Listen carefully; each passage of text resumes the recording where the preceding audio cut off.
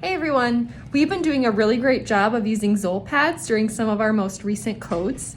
We've gotten some really good questions about pad placement, so I just wanted to take a couple of minutes to give you some tips and tricks to keep in mind when you're using the Zoll pads, and hopefully this will help answer some of those questions.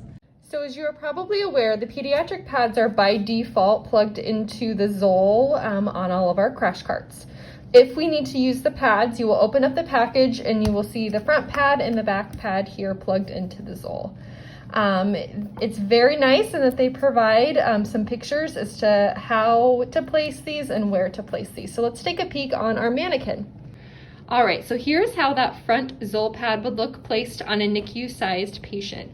One thing that I do want to point out that can be a little bit deceiving is if you actually look at the picture here on the pad, it shows that the center point of the CPR puck, which is this part right here, is lined up with the patient's nipple line. Well, if you look at that placement on a patient of our typical size here in the NICU, here we go. This would actually be a little bit too low, and we would be actually putting pressure more on the abdomen and xiphoid process than we would on the sternum itself. So for our NICU babies, we want to make sure that this compression puck is covering the patient's whole sternum. So I have it starting up here at the top of the sternum and then ending just above the xiphoid process.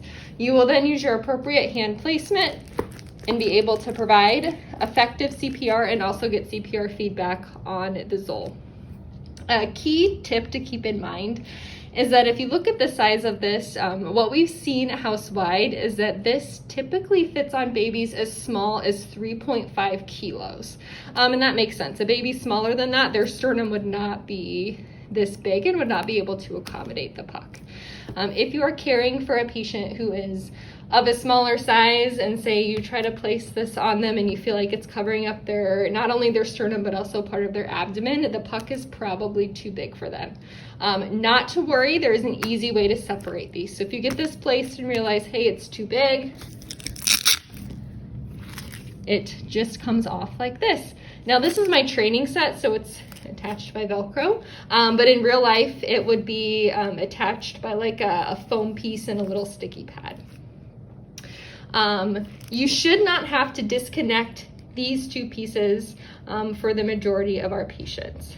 The only time that I can think of where if I'm using this on an appropriate size patient and I would need to disconnect the puck from the actual shocking pad is, say, if I have a baby who's got a central line up here that I don't want to cover with the pad.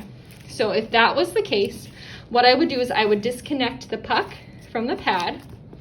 I would appropriately place my pad here. So I moved it down slightly. We're going to pretend that we've got an IJ up here. I could then take my puck and I could still stick this up here, place it appropriately on the sternum, get my CPR feedback as I'm doing compressions, but also avoid putting anything over my central line. Please let Nicole or I know if you have any questions. We're happy to help. And once again, kudos to our team for thinking of getting the Zoll pads on and using those in some of our more recent code situations. We've gotten some really great data back that we're excited to share with you.